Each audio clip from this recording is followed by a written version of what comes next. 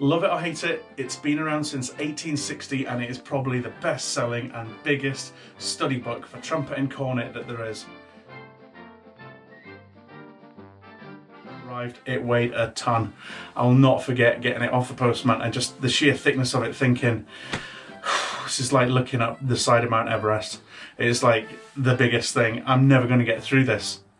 But quite quickly, with a book as thick as that, you are kind of thinking, you know, this is like a challenge. I've got to go from one page to the other. I'm not going to dip in and out of this. I've got to work through it. It's a workbook. And what's really interesting about it, at the time, I kind of came into it at the wrong point. Like I think everybody does. I came into it after doing Tune a Day, book 1, book 2, and then the next thing that I played was I used to play the top line of some piano music and things like that. So I kind of came to the Arban when I already had a decent range, and a lot of things didn't really kind of click that were there. As a professional player and a music teacher now, working with students from all ages, there's some real key lessons in the Arban. If you take the Arban as this is day 1 on your instrument and this is your book that comes with your instrument, there's something very interesting that I personally cannot believe has been lost in the kind of world of instrumental brass teaching over the last few years. And I think it was probably kind of like the Tune a Day crowd thing started it. But the big problem I've got with a lot of method books is that you get a lot of students when they start off, they have this problem. They go, they're not used to kind of tightening the embouchure for the middle harmonics and the, you know, to work higher and higher on the instrument straight away. So for me, the big revelation came when I started looking at doing call and response over F blues. So there was no music. We didn't talk about this note is high, this is low, or anything else. We just copied back and just avoided them low tones. The other thing that happened a couple of years ago was the song Shotgun by George Ezra. Now, Shotgun is a great tune for kids to play because they love it, but it's that chorus, I'll be riding. Now, obviously if you play a C, it just stinks and it's not going to work, but the G fits. And all of a sudden, that year's pupils actually could play really high straight away, and it wasn't an issue. What we tend to find is that the first time somebody picks up a trumpet, they do start in the middle or high. They don't start on a low C, but we force them to go onto low C, and then you've got to play.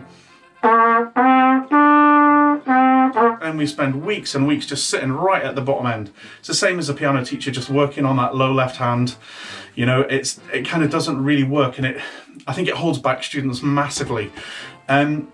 Now, back onto the Arban. Where does the Arban come into this? Well, if you take the Arban as gospel and this is the very first day you're going to start your lessons, the first thing he has you doing is making sure you're saying tu, which it's TU written in the Arban, but it's actually pronounced T in France. And so he has you playing a G and a C.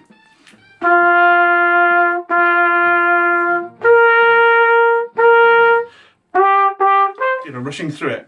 So he quickly has you going from, you know, let's call it the second and third harmonic there. He's going from a G to a C, then he's going from an A to a high D, and that's exercise 1. First week of playing the trumpet, go away, come back, play that. Can you imagine how far ahead the students are going to be, you know, if that is their first week's worth of work? And then quite quickly, by the time, you know, we move on down, by the time you're on to exercise number 5, he has you going up to high E. And then exercise number 6, he drops you back down and introduces the low C. So Arban holds off that low note until kind of 6 exercises in, once you've got the high E. And that for me is completely key, and it's the most genius, brilliant thing about the Arban method, is that working high right from the start really gets everything moving quickly. And it stops us wasting time. We spend so much time, you know, teaching up to Twinkle Twinkle Little Stars or getting Jingle Bells done by Christmas, just so we can get around that E, G, C, D, E bit. Do you know what? If you start in there, these tunes just can fly out really quick. So that is the biggest key lesson for me from the Arban Cornet Method, is where he started everybody off. The second biggest thing about the Arban Method is the sheer size of it and the sheer amount of exercises. Now, what Arban really picked on here was, it wasn't a case of, you know, I'm going to write as much as possible and fill this with as much stuff as possible because people will buy a bigger book than they will a little tiny small book. No, he knew that the only way to improve on these instruments, on any instruments, on anything, is repetition. The more you do something, the better you're going to get. So he makes sure that you've got every exercise in every single key. So you're trying every key, you're going around it. So when you come to a piece of music in a band, orchestra, or as a soloist, you've done these things before. And that as well is the second biggest lesson from the Arban for me. If you start at the beginning and finish at the end, you without doubt will be a much, much better player for it. So repetition, working through constantly doing stuff, trying new things all the time. It's all those little lessons that we talk about now. We're back 1859 in the Arban Cornet Method. In one of the editions of the Arban, there is some duets, which I very early on used to record myself on tape, count myself in, play the bottom part and then play the top part.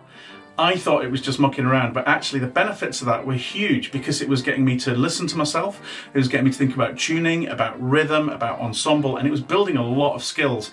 But I used to just do it because it was really good fun, and at that point, backing tracks weren't around. So I used to just sit with a tape recorder, record a little bit, play over the top of it, and had an absolute ball with it. The other good things in the Arban are the characteristic etudes. They are fantastic to play, are really nice, really melodic and beautiful. And then the grand solos, the air varies at the back, which are pretty hard. There isn't an easy one in there. There are easier air varies out there, you know, Grandfather's Clock and the Verdica and all these kind of things. But the Arban ones are great, and Carnival of Venice is a kind of big standard. It's like one of the pinnacles of being able to play a trumpet or a cornet.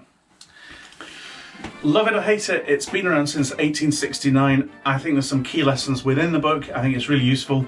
To give you a context on it, 1859, 1860 was about the time that Abraham Lincoln was first elected to be President of the United States of America. And in Oldham in Lancashire, we had the very first recorded fish and chip shop.